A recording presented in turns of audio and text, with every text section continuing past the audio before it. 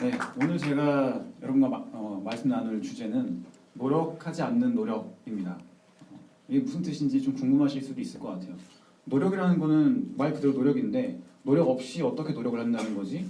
좀 약간 이상한 말이기도 한 것 같은데 오늘 이 강의 끝날 때쯤이면 아 이게 이런 이야기구나 하고 각자의 방식으로 좀 이해하실 수 있도록 그렇게 잘 말씀을 드려보도록 하겠습니다. 자, 포인터를 또 제가 저는 이 네 가지 단어를 가지고 키워드 삼아서 오늘 이야기를 풀어나가려고 합니다. 자, 이상부터 한번 보실까요? 이상. 이상이 뭔지 여러분들 다 아시죠? 이상을 추구한다는 것은 지금보다 더 나은 그 무언가를 추구한다는 뜻이 되겠죠. 다 아실 거예요. 자, 근데 저는 이런 궁금함이 일어났어요. 어떤 궁금함이냐면 왜 어떤 사람들은 자신의 이상을 추구하는 과정에서 되게 즐겁고요. 되게 성취도 빠르고요. 잘 실현해내는 것처럼 보여요. 근데 어떤 사람들은 이상을 추구해 나가는 것이 마치 숙제에 쫓기듯이 초조해하면서 혹은 내가 빨리 실현하지 못하겠다는 것에 대해 죄책감을 느끼면서 짐처럼 끌어안고 갑니다. 그리고 잘 실현시키지도 못하죠. 자, 그럼 도대체 똑같은 이상인데 이상 자체에는 문제가 없을 건데 왜냐면 이상을 실현하면서 우리 인류가 여기까지 온 거 아니겠습니까? 그런데 왜 어떤 사람은 이상을 잘 추구하고 즐기고 그 과실을 보람되게 먹는데 어떤 사람들은 쓴맛만 보는가? 쫓기는가? 이게 궁금했습니다. 저는 저 자신이 되게 그 이상이 되게 높았어요. 저는 이제 작가가 되고 싶었었어요. 어릴 때는. 그 작가가 되면 그냥 어지간한 작가가 되는 게 아니라 진짜 그 당대 최고의 작가들을 약간 이렇게 밟는 이런 작가가 되고 싶었어요. 약간 좀 그 열혈과 패기만 이런 게 좀 있어서 그랬었습니다. 그런데 그 이상이 높다 보니까 실패했을 때 쓴맛도 되게 아주 진하게 맛봤던 것 같습니다. 그런 과정도 겪어보면서 그리고 또 제가 한 9년 정도 올해로 9년 차 정도 된 심리학이랑 상담학을 공부하고 있는 사람인데요. 이 마음에 대해서 깊숙이 공부를 하면서 또 경험들이 일어나면서 이 분명히 뭔가 비밀이 숨어 있다. 이 두 부류의 사람들의 차이는 단지 어떤 운이 좋아서 아니고요. 팔자가 그래서 아니고요. 의지가 강해서 이건 어떤가요? 아닙니다. 의지가 강하거나 긍정적이라거나 열정적이라거나 이런 것들도 제가 발견한 어떤 하나의 법칙에 의하면 별로 중요한 요소가 아니었습니다. 자, 법칙성 혹은 메커니즘이라고 얘기할 수 있을 것 같은데요. 자, 복잡할 것 같지만 아주 간단한 것입니다. 자, 뭐냐면 이상을 잘 누리면서 즐기면서 높은 효율을 내면서 실현시켜 나가는 사람들의 특징은 이상을 수단으로 삼지 않고 목적으로 삼습니다. 자, 예를 들어 보겠습니다. 여러분들이 좋다고 어떤 아름다운 여성이 혹은 멋진 남성이 고백을 해오고 자꾸 이렇게 만나자고 해요. 나도 조금 마음이 열리면서 관심이 가면서 약간 좀 사랑에 빠질 것 같은 그런 느낌이 든 거예요. 마음이 좀 움직였어요. 근데 내가 여러분들 각자가 한 재벌 2세쯤 되는 사람이라고 쳐보는 거예요. 재산이 되게 많아요. 알고 보니까 이 사람이 나한테 관심 있는 게 아니라 내 재산에 관심이 있는 거였어요. 그래서 계획적으로 접근한 거였어요. 이 사람은 돈이 없어서 고생을 많이 본 사람이라서 가난해서 탈피하고 싶었던 거죠. 그래서 나를 목적으로 삼는 것이 아니라 자신의 가난을 탈피하기 위한 수단으로 삼아서 나에게 고백을 해온 거예요. 여러분 기분이 어떠시겠어요? 기분이 자 더럽다 어디 갔어? 제가 눌렀군요 이거를. 아무도 안 해주셨어요. 너무 하시네요. 기분이 더럽겠죠? 그렇죠? 여러분이랑 기분이 좋으시겠어요? 좋을 리가 없죠. 자, 기분 좋으신 분 손 들어보시겠습니까? 아무도 안 계시죠? 저라도 기분이 더러울 거예요. 자, 이제 아시겠습니까? 우리가 추구하는 이상도 똑같이 느낄 거라는 거예요. 자, 이상 입장에서 생각해 보자고요. 우리가 설정한 꿈, 그 목표 입장에서 보면 기분이 더러울 거라고요. 나를 목적으로 삼아주는 것이 아니라 나를 수단으로 삼는다면 사람이 아니더라도 싫어해요. 이상을 약간 의인화해서 이야기하고 있는데 이게 참 이해하기가 쉽습니다. 실제 이상이 우리 인간처럼 지능이 있어서 사고하고 반응하는 건 아니겠지만 벌어지는 현상은 되게 비슷해요. 자, 그렇기 때문에 자 지금 되게 중요한 이야기입니다. 내가 어떤 이상을 설정했어요. 그리고 그것을 실현시키고 싶습니다. 이때 중요한 것은 내가 얼마나 노력했는지, 얼마나 힘든 걸 참아가면서 스트레스 받아가면서 그걸 내가 해냈는지, 얼마나 간절히 원하는지, 고통받았는지 이런 것들은 그 이상이 실현되는 것과는 무관하다는 겁니다. 이게 좀 놀라운 이야기죠. 간절히 원하면 이루어진다고 하잖아요. 그렇지가 않다는 겁니다. 자, 그럼 뭐에 달려있냐? 태도에 달려있다는 겁니다. 내가 설정한 그 이상, 꿈, 그것을 바라는 나의 태도가 이것 자체가 목적지인 것이 아니라 어떤 징검다리로 삼아서 다른 어딘가로 가기 위한, 혹은 내가 갖고 있는 어떤 두려움이나 불안을 회피하거나 무마하기 위한 수단으로서 그 이상과 꿈을 우리가 성취하려고 한다면 그 이상 입장에서는 우리한테 마음을 열어줄 이유가 없다는 겁니다. 기분 나쁘니까. 자, 기분이 네, 더러운 거예요.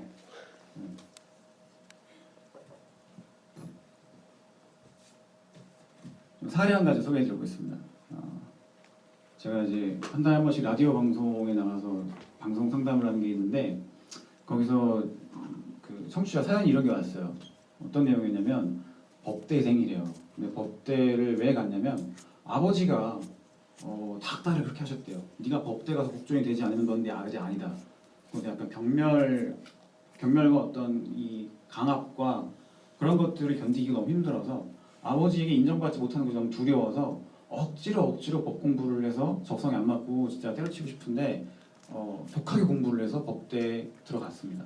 그리고 졸업을 1년 앞둔 시점에서 너무너무 지치고 힘들어서 도저히 이건 아니다라는 생각이 들었대요. 그래서 아버지가 실망하시겠지만 법을 그만두고 다른 길을 찾아보려고 합니다. 그런데 이 시점에서 제가 지금까지 해온 게 법 공부밖에 없어서 뭘 해야 될지 모르겠습니다. 이런 고민을 보내주신 거예요. 자, 근데 이분 본인은 스스로 어떻게 생각하고 있냐면 내가 법 공부를 이제 내려놓는다, 그만둔다 이렇게 생각할 거예요. 그런데 이건 큰 착각입니다. 왜냐하면 법이라는 그 법 공부 입장에서 살펴보는 거예요. 법 공부 입장에서는 한 번도 이 사람한테 자기 마음을 내준 적이 없어요. 가슴을 열지 않았어요. 이 사람한테. 왜? 나를 순수하게 사랑해서 나에게 다가온 게 아니니까.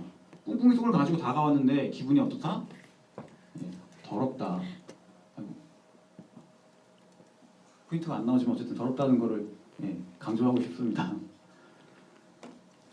자, 누군가가 나에게 고백해 왔을 때 근데 꿍꿍이 속에 있는 걸 알았어요. 그럼 당연히 거절하고 싶죠.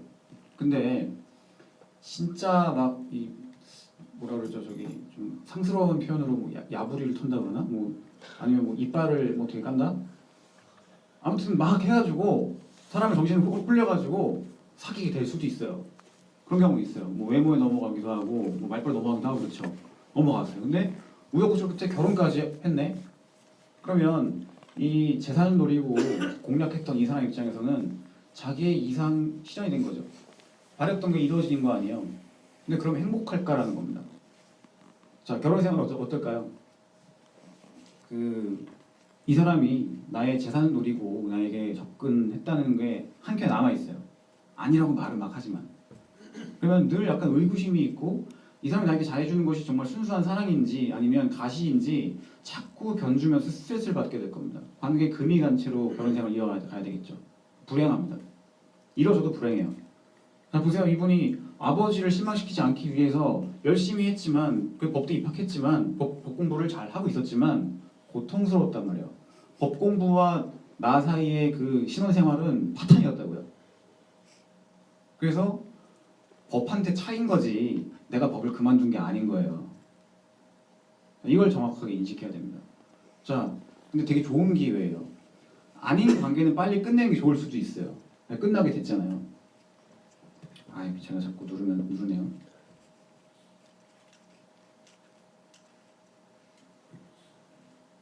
네, 좋은 기회가 온 거예요. 그런데 이분이 마지막 질문은 그거였습니다.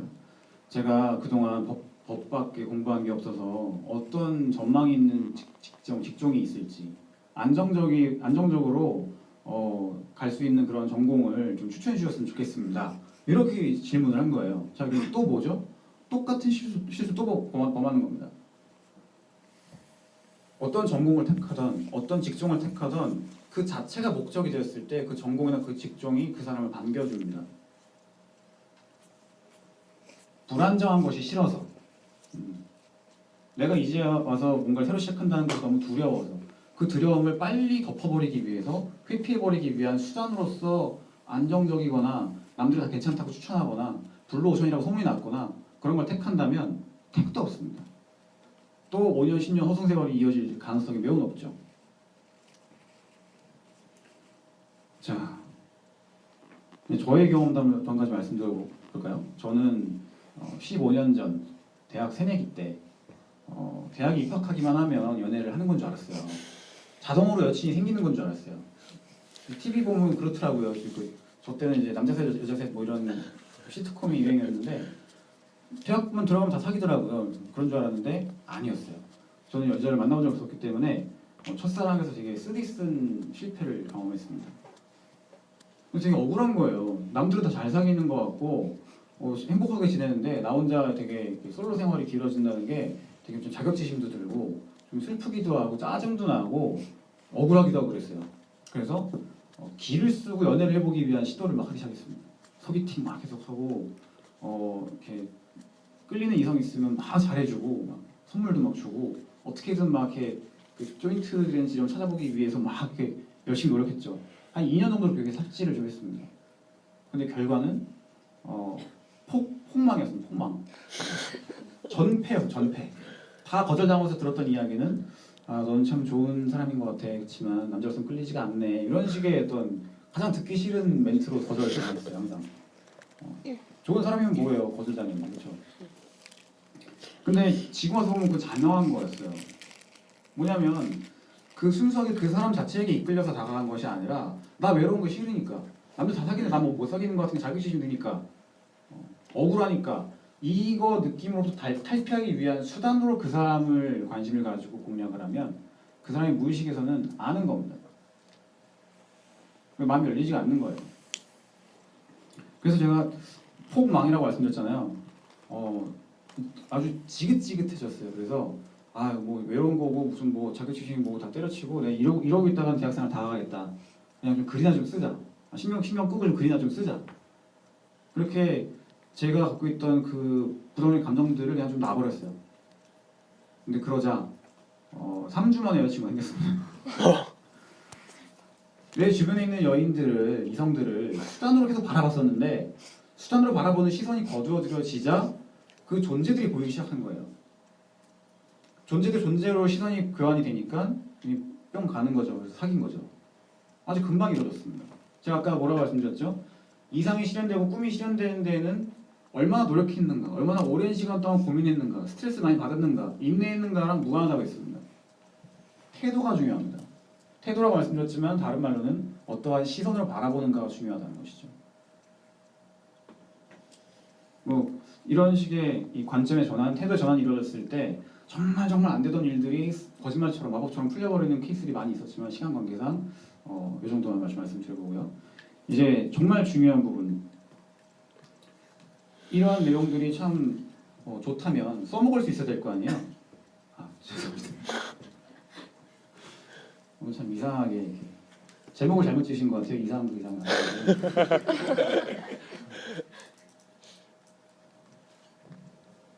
네, 지금 이 네 가지 키워드 안에서 계속 돌아가고 있죠. 아이고.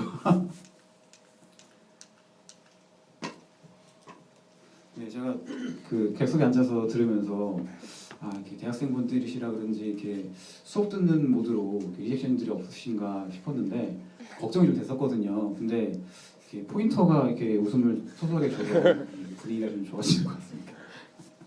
다행이라고 생각하고요. 자, 이제 중요한 거, 실제 써먹을 수 있어야 될 거 아니에요. 자, how to에 대해서 이야기를 하고자 합니다. 자, 핵심 문장으로 좀 요약해서 말씀드리면, 자, 어떤 이상이나 꿈을 선택할 때 내가 가지고 있는 두려움이나 불안을 피하기 위한 혹은 때우기 위한 목적으로 선택하시면 안 됩니다. 자, 두려움을 피하기 위한 수단으로서 어떤 목표를 혹은 이상을 선택하게 되면 어떤 일이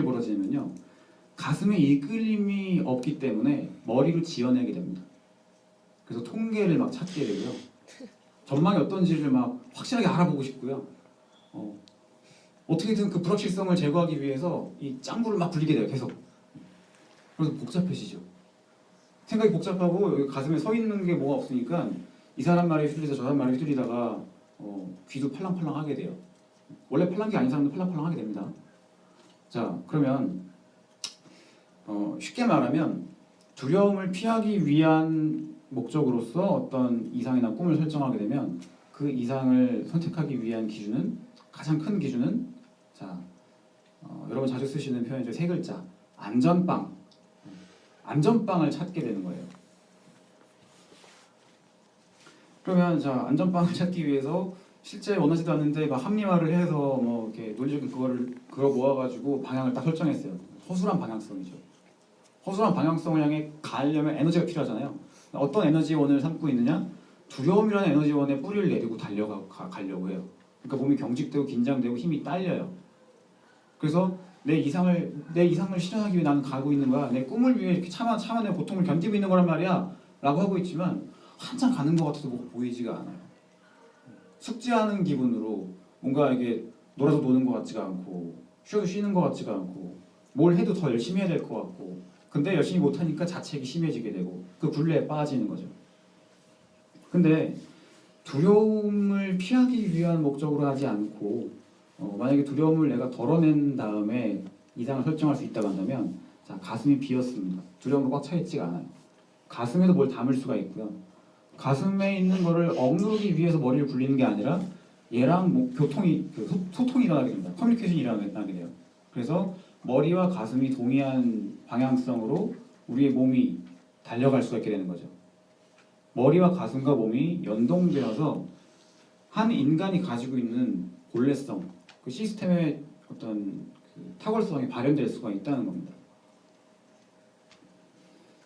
근데 문제는 그거죠.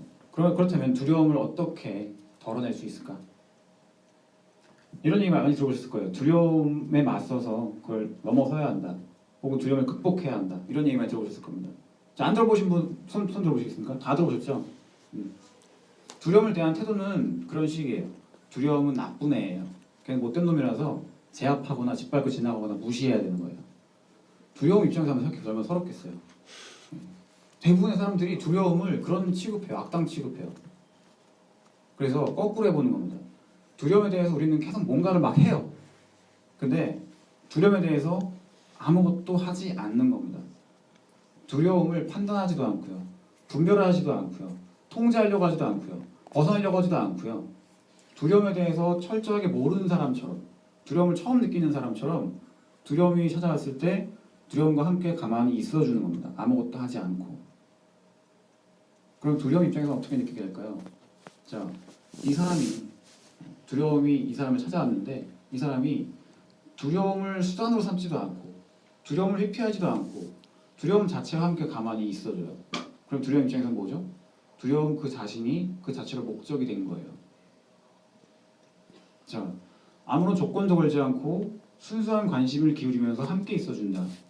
이것을 두 글자로 바꾸면 사랑입니다. 두려움은 처음으로 사랑을 받는 겁니다. 사랑을 받은 두려움이 우리한테 해코지를 할까요? 그렇지 않습니다. 그 1000만이 넘었던 영화 명량에 보면 두려움을 용기로 바꿀 수만 있다면 말이다. 뭐 이런 대사 있잖아요. 영화 봤는데 어떻게 바꾸는지 잘 모르겠어요. 안 나온 것 같아요. 제 견해로는. 말씀드리겠습니다. 바꾸는 방법. 말씀드린 거예요. 두려움에 대해서 아무것도 하지 말자라는 겁니다. 다른 말로는 두려움이 찾아오면 두려워하자라는 얘기예요. 두려움을 벗어나기 위한 방법은요. 두려움 바깥으로 나가는 것이 아니라 두려움의 심층으로 들어가는 겁니다. 두려움을 끌어안아주는 겁니다. 포옹해주는 겁니다. 그러면 그렇게 사랑받고 관심받은 두려움은 우리의 해코지라는 것이 아니라 그 두려움 속에서 어떤 통찰이나 결단력이나 용기나 해안이 드러나게 됩니다. 그래서 저절로 변화가 시작되는 거죠. 자, 암탉이 그 알을 품고 부화하도록 하기 위해서 뭘 해야 되죠? 할 수 있는 게 뭐가 있나요? 단지 관심을 가지고 품고 기다리는 거. 아무것도 하지 않는 것 외에는 할 수 있는 것이 없습니다. 만약에 뭘 열심히 하잖아요? 왜 이렇게 빨리 부화가 내 집 앉아 때렸단 막 이렇게 막 하고 막 날갯짓을 막 하면서 뭐 바람 불고 이러면 안 되겠죠? 할수록 뭘 하면 할수록 일이 꼬이게 됩니다. 단지 품고 가만히 있어주는 것.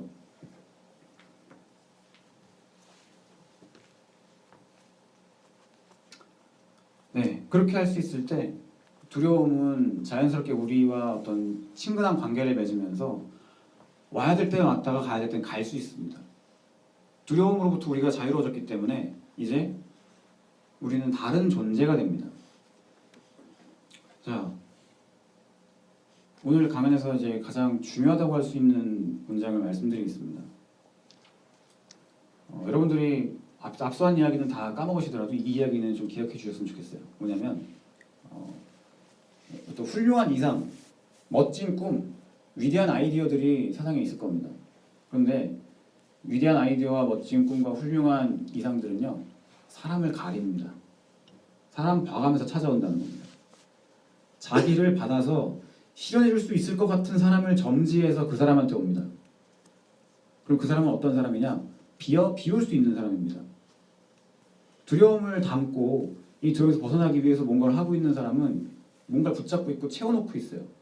그래서 들어가고 싶어도 노크를 해도 안 열어주니까 훌륭한 이상이 들어오질 못해서 실현될 수가 없습니다.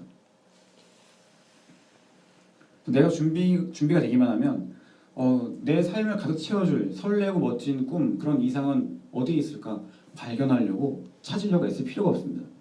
이상이 나를 찾아옵니다. 그래서 발견됩니다. 이상이 나를 발견합니다.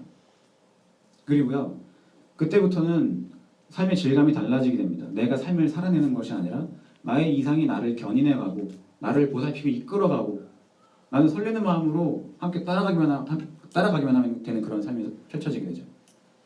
그렇다고 해서 아무것도 안 하는 그냥 멍 때리는 그런 삶이 된다는 것이 아니라 이상에 이끌리는 사람은 열심히 뜨겁게 노력합니다.